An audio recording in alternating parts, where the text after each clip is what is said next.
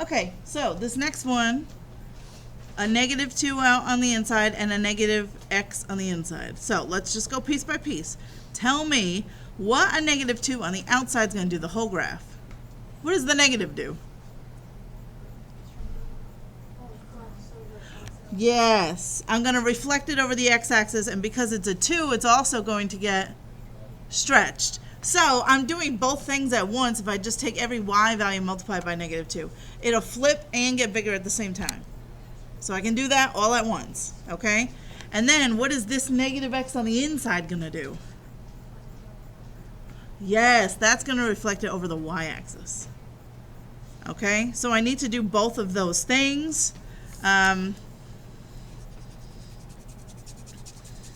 If we go to our original, let's go ahead and multiply every y value by negative 2. So this y value is 0, so times negative 2 is still 0. This y value is negative 2. Negative 2 times negative 2 now becomes positive 4. So this point is now going to jump all the way up here. This y value is at 1. If I take 1 and I multiply by negative 2, of course I get negative 2. So now it's going to be down here. And then this one was at negative 1 times negative 2 is now at positive 2. So there is me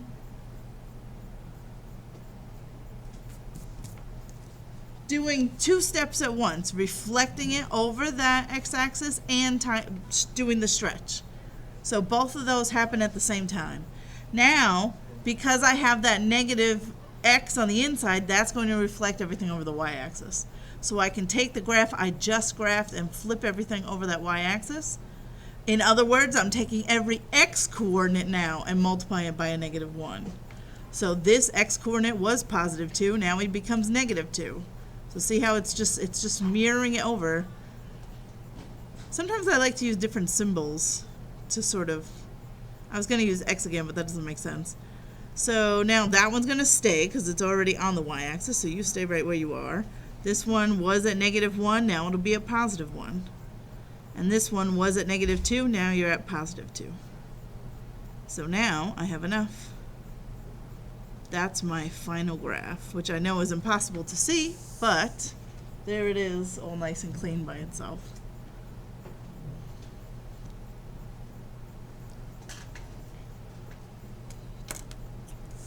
Tell me what this does. What does a half outside the whole thing do?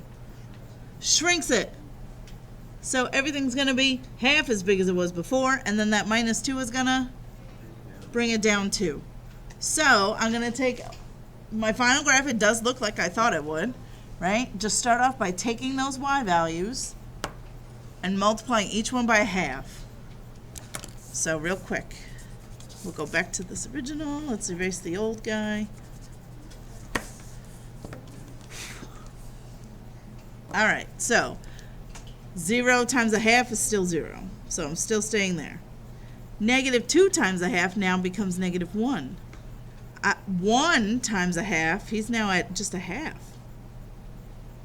And then negative 1 times a half, negative a half. So there is my shrunken graph, just like I thought I'd have. And now I just have to take all those points and drop them down too. And that's how we land there.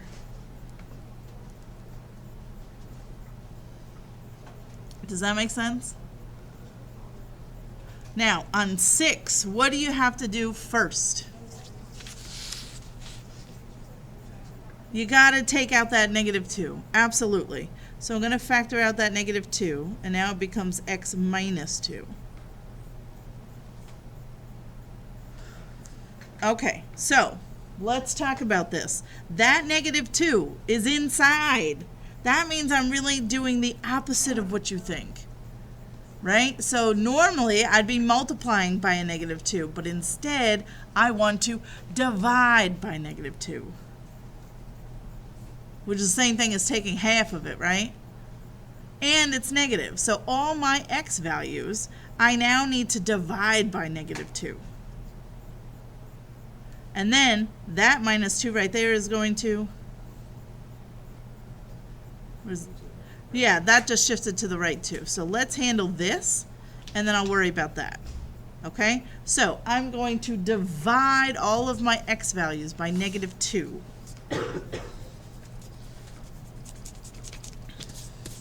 All right, I'm looking at the original. I'm going to take each x value and divide it by -2. So this x value is at -2. -2 divided by -2 is now +1. So this dot right here is now, I'm going to use little boxes to indicate my new dots. You have gone here. This x value is -1. If I divide -1 by -2, I get +1/2. So that x value is now going to move to +1/2. This one's at 0, so it's just going to stay right where it is, right? This had an x value of +2. If I divide +2 by -2, I get -1. So this dot moves to -1. Okay, so if I connect these dots,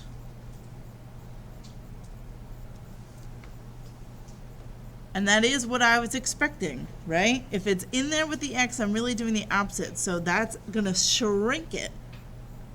And then I just have to pick up each of these dots and move them to the right 2. So when I slide that over, I get this.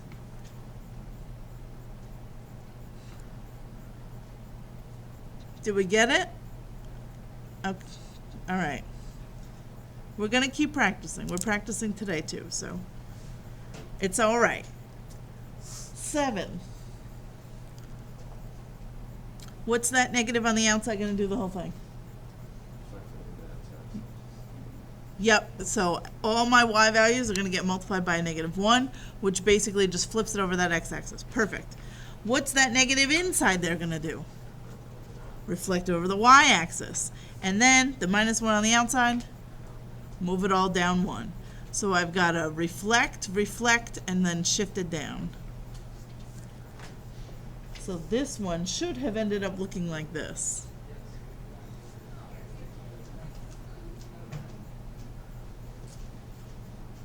Is that all right? Do you want me to do it out?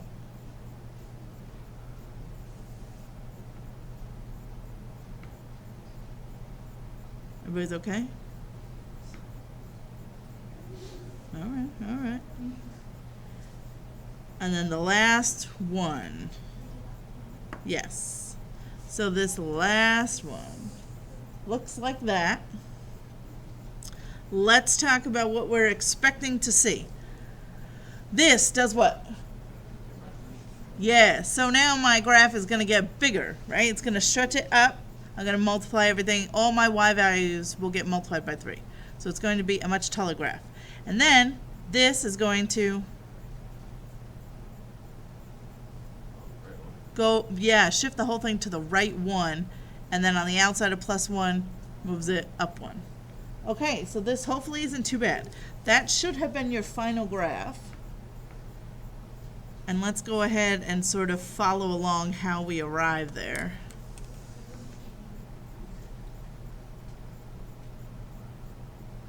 I'll give you, I see some people checking. All right, so let's go back to my original.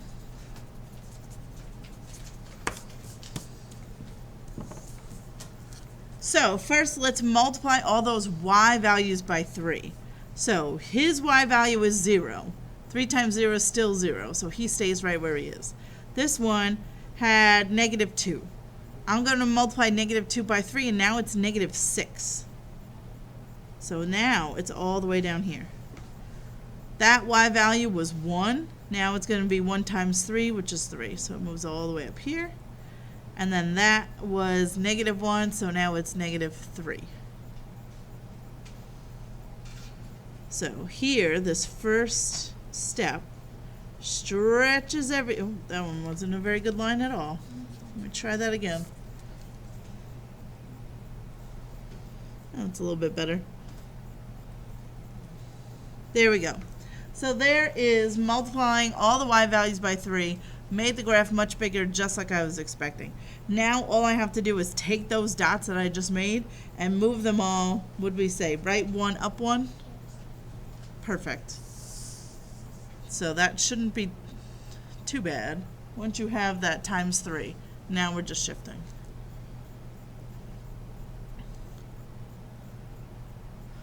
Thoughts?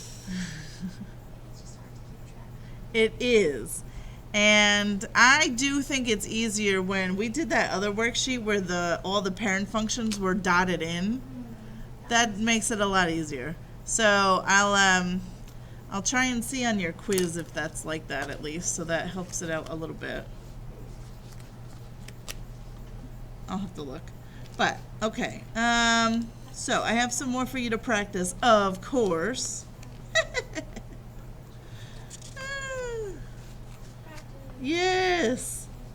But, oh wait, did we go over all the homework? Wasn't there another sheet? There was, and we did the odds on the other sheet. Okay, so can you find that for me? And we'll talk about that, and then we'll practice.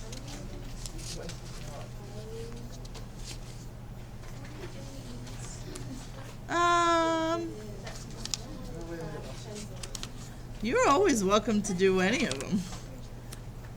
Here we go.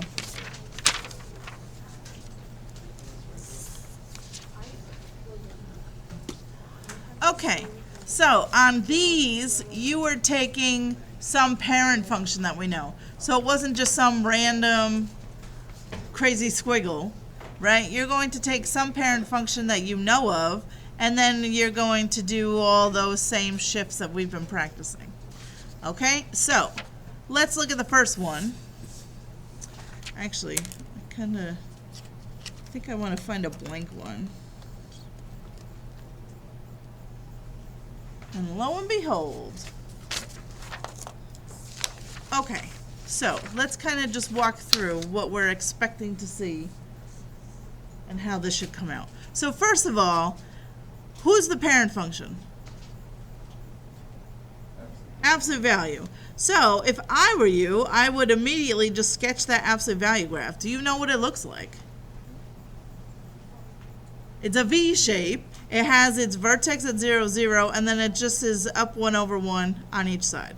Up 1, back 1. Okay, so there's the original parent function. So that might be helpful to have. Okay, now I'm going to take this parent function and I'm going to do a bunch of things. What's this -2 going to do? Yeah, so everything's going to get multiplied by a -2. So it's going to flip things over, and it's really going to, it's going to make the V shape more narrow is what ends up happening, right? And then I'm going to have to shift it right 2 and down 2. Okay, so let's try it. I'm just looking if I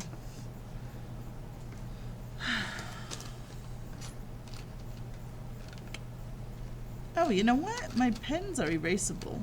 Let's try that. Let's try a different colored pen. Maybe I can erase. Okay, so if I'm going to multiply everything by a -2, so 0 is going to stay at 0, right? But then this positive 1 is now going to turn into -2. Same thing here. Positive 1 now turns into a -2. That was a positive 2. Now it's going to be -4. Same thing over here. Positive 2 turns into a -4. And then I'm off my grid after this, right? The next one will be here and here. Okay, so there's that one.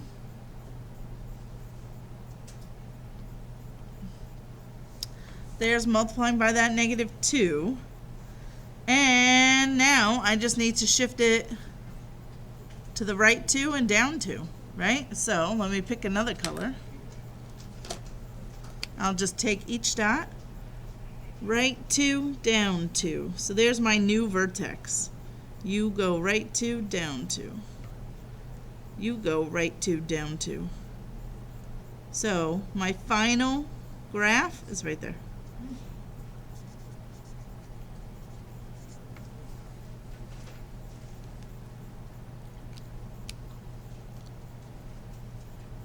Does that make sense? Did you get it? I like these better doing it with an actual function than just a squiggle, because you can test your answer now. I can take an x value, like when I plug in +2, according to my graph, I should get out -2. So I can take 2, pop it in for x, and let's see if we really do get -2 back out. So if I plug in 2, 2 minus 2 is 0, absolute value of 0 is 0, 0 times -2 is 0, and 0 minus 2 is -2. Holy moly!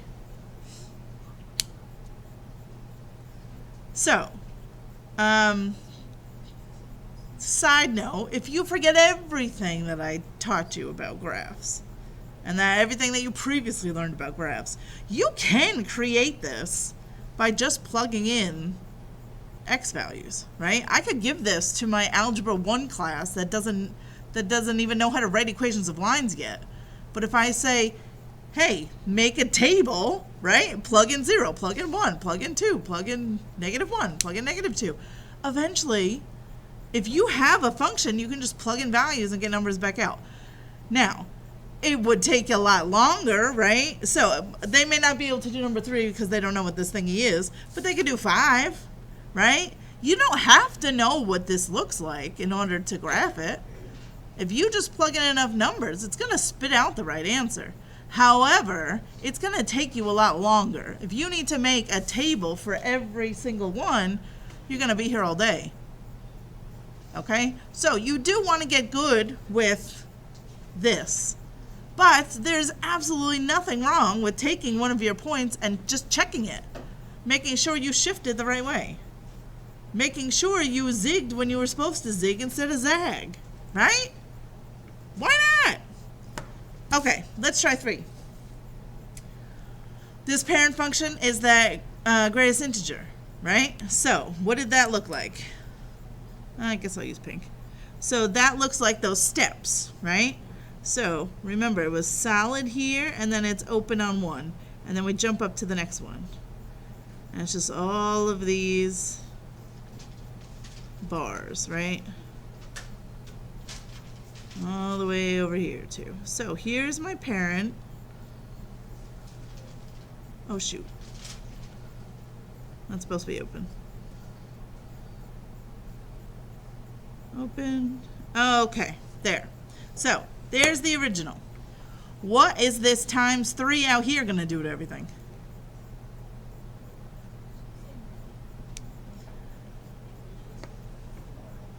Well, so it's not in there with the x, though. I'm on the outside here. So I'm going to multiply all my y values by 3. So it's going to stretch it vertically. Yep. So I'm going to take every y value, and I'm going to times it by 3. So let's get another color. So this y value was 0. So if I multiply it by 3, it still stays there. So this one's going to stay right where it is, no changes. But this y value is 1. I'm now going to multiply by 3, so his y value now becomes 3. So this bar right here shifts up to here. This one was at 2. Now it's going to be at 6. So there's 5. So he's going to be up here. I'm not even going to graph the other ones because they're way too high. Same thing happens over here. He's at -1. Now he's going to be at -3. Now you're going to be at -6. And then the rest are way off my graph. So if you look at the green, can you tell that there are even different colors on there? They really are. I have green here, and then these are all like maroon. Or fuchsia, I guess. So there's me timesing by 3. And now all I have to do is drop it down 2. So I take each one that I just did, and I drop them down 2. Drop you down 2. Oh, so you end up overlapping that one. That's funny. My original drops down 2. This one drops down 2. And that one's off now. So that orange is my final.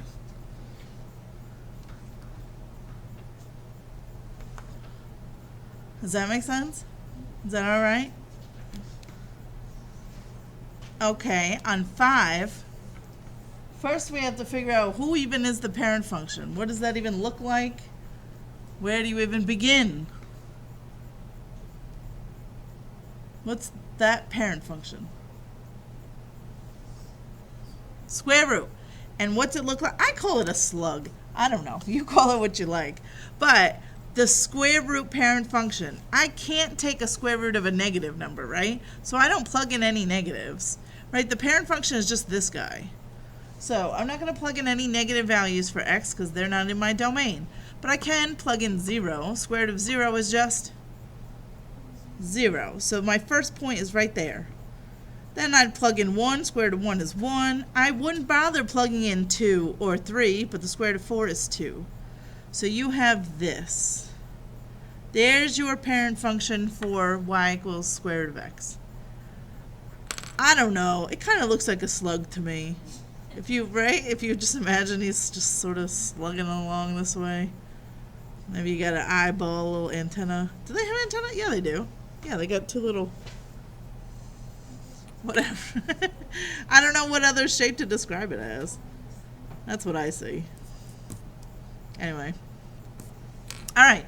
Now, let's take a look at the transformations that I'm doing to this poor thing.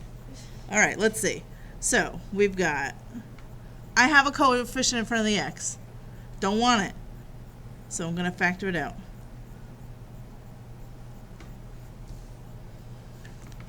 So, what happens? What does this 2 on the outside do? Yes, I'm going to stretch it. All my y values are going to get multiplied by 2. So why don't we do that first, okay? So you stay, you are now at 2, and we're at 2, now you're going to be at 4. So there's the stretch of 2. If it helps you, I kind of like to check off as I do each thing. So I did that part. Now, that 3 under there with the x is really going to shrink it because I'm going to divide every x value by 3. Remember, you're always going to do the opposite in there. So I'm going to divide each of my x values by 3. Okay, so actually, maybe this will be helpful. Now that I did the 1, let's get rid of this parent function because I'm not using him anymore, right? So maybe that'll help clean up my graphs. So I'm going to take each x value and divide it by 3. So this x value is 0. So 0 divided by 3 is still 0, so that one's fine. This x value was 1. But now I need to divide it by 3. So it now lands at 1/3. This x value was 4. But I need to divide it by 3. So it's going to land at 1 1/3, right? So now, there's me dividing everything by 3. Do you see that? So let's erase this one now, because I don't need that, because I've already done that transformation. If you guys need to borrow erasers, by the way, I say borrow, I mean have. Look at this beautiful box of erasers. You are welcome to help yourself to one. Because I find it helpful to keep erasing. I don't know, that's just, but if you want to, you just help yourself. Okay, so now I did that part, and now the only thing left to do is that, which means I'm gonna move it to the left 2. So every dot that I have just goes left 2. So you're gonna be there. You that we're at, oh here it is, that was at 1/3, and now goes back 2. Right about there, and you're going to go back 2. So there is my final graph, like that. Yeah.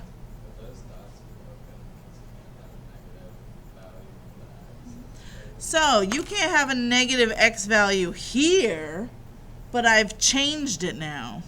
So, like, for example, if you plug in -1, right, an x value of -1, that's -3 plus 6. It still ends up being positive under there. I can't plug in a number over here. If I tried to plug in -3, that would make everything break, because that would give me -9 plus 6, and I'd have negative -3 under my square root. So these values actually don't make my square root go negative because of what else is in there. Does that make sense? So yeah, they're all going to stay closed. It's just that my domain will not include anything. My domain is going to be from -2 on. I cannot include these values in my domain because they would make my square root go negative. Okay. How about this one on the back? 7.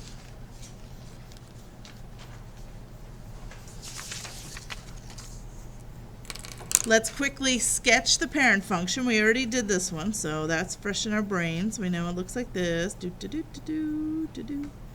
So there is your absolute value parent function.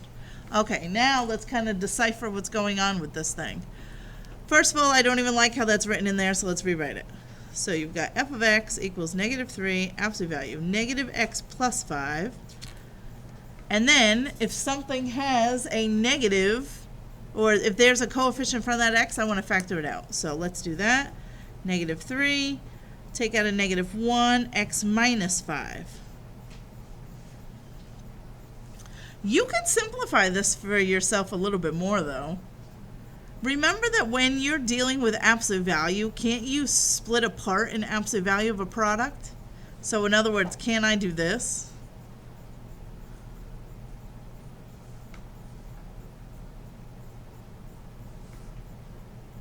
See how I did that? If I have a product, I can just take the absolute value of this times it by the absolute value of that.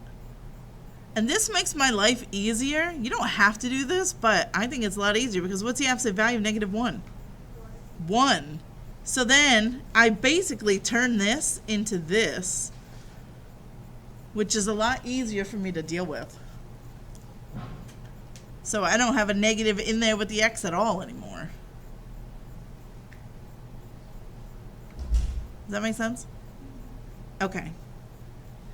All right, so let's figure out what these pieces are going to do. What is this -3 on the outside going to do? Stretch it and flip it at the same time. So I'm going to have a more narrow v flipped upside down. And then all I have to do is move it to the right 5. Okay, this isn't so bad, right? Once you get it a little bit more simplified. So take each y value and times it by -3. So this one's not going to change. A y value of 1 now becomes a y value of -3. A y value of 2 now becomes a y value of -6 now, right? Because I'm going to do 2 times -3. So now I'm at -6. The rest are going to go off my grid. 1 times the -3 gets me a -3. Same thing here. 2 times a -3 gets me a -6. So here is my graph, stretched and flipped, just like we thought it would be. So I have just taken care of that part. Now all I have to do is slide everything to the right 5, and I'm done. That wasn't so bad.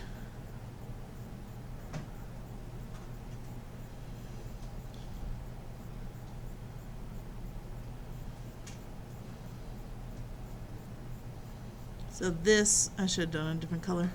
There's my final graph right here.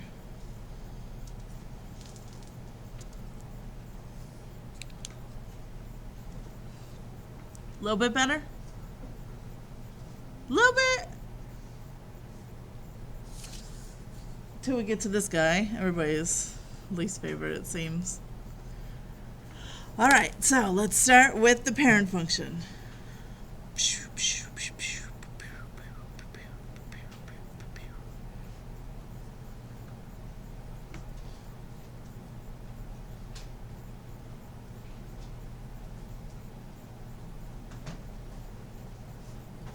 Okay, there it is. All right, now let's sort of decipher what's going on. Uh-oh, I have a coefficient in front of that x. Let's take it out.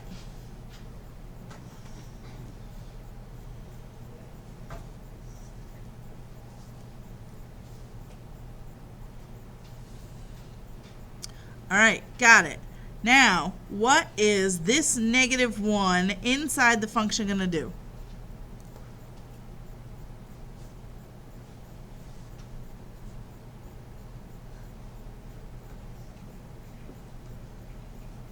No one knows? Yes, you do. If it's so, it's in the function, right? So it's going to do the opposite of what you think it is. So right now I'm multiplying by -1. So I want to divide by -1. Turns out those just happen to be the same gosh darn thing, right? So I'm going to take all of my x values and I'm going to divide them by -1, which essentially just means I'm going to flip it over the y. Yes, that's the same thing that you're doing. So everything is just mirrored over that y-axis. Okay? And then I just have to shift it left 3, down 1. Okay? So if I reflect it all over the y-axis, so now so that first bar flips that way. This bar is now going to flip this way. Right? So they all just go this way. So this is a fun activity here, right? So now these flip, so you're open, closed. There we go.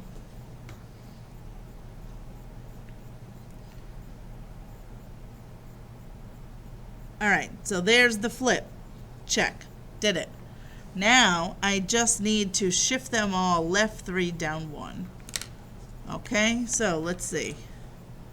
Left 3, down 1. So these guys are going to be off my grid.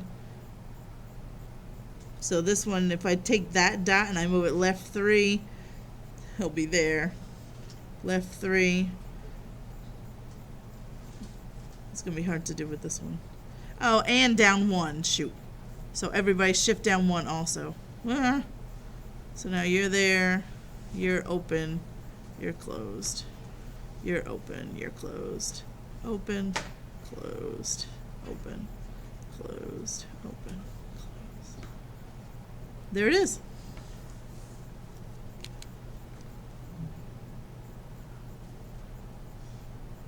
Okay, last one, and then I'll let you practice, and I'll stop talking. Last one, last one, last one. First of all, parent function is the square root, the slug, 001142. Okay, got the parent. Now let's go back and let's look up here at this weirdness going on. Okay, so you might notice a bunch of weird things. First of all, you have this 3 dangling out here. It's not being, most of my other things, if I had a number out here, I was multiplying by that number. Like if I go back up to this, I was doing -3 times that, and I knew that that was going to stretch everything. This is not a number, I'm not multiplying by 3. It's just hanging out here. Wow, guys, forget everything about graphing. If you just look at this equation, couldn't you have combined like terms from the beginning? Right? Isn't that just a +3 and a -1? Can't you just put them together? Of course you can. If I was multiplying by the 3, it'd be a different story. But I'm not. It's just sort of weirdly out there. So one thing I'm going to do is I'm going to, let me just swap what's in that, under that root and just write it as -x + 2. And then on the end, I have a -1 and a +3. So if I put them together, I just have a +2 on the end. Sometimes they like to try and trick you by putting, instead of putting the number that you shift up or down on the end, sometimes they throw it in the front. So if you just quickly look at 8, see how this -3 is just hanging out on here? It's the same thing as just having a -3 on the end. It's the same thing. So if you just have this random number that's not multiplying, just move it to the end, and then it's just a shift up or down. Okay? So that's kind of what I have going on here. Put those two together, and I got this +2 over here. All right, let's handle this square root business. Let's factor out the -1, and I'd have an x minus 2 under there. Oh, I made this a little way too long. And then a +2. Okay, let's decipher everything and sort of figure out what's going on. What is this negative outside the function going to do? Yes, that flips it over the x-axis by multiplying every y value by -1. So let's do that. Take all your y values, flip them over. There it is. So let's erase the original.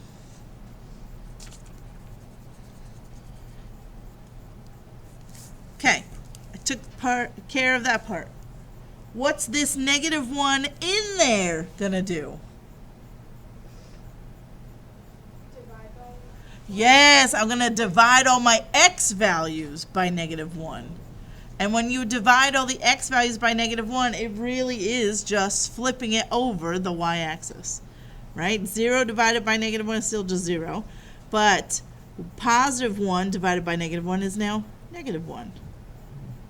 +4 divided by -1 is now -4. So it's essentially just that flip over the y-axis, okay?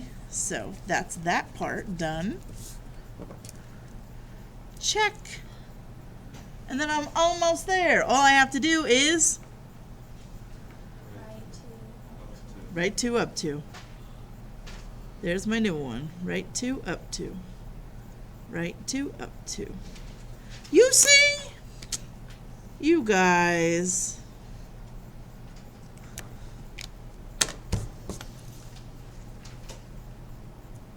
What a good day it is. Did you realize that today was the day that you were going to become an expert at transformations and reflections of functions? I have faith. I think you guys are doing great. Ready to try some? Okay.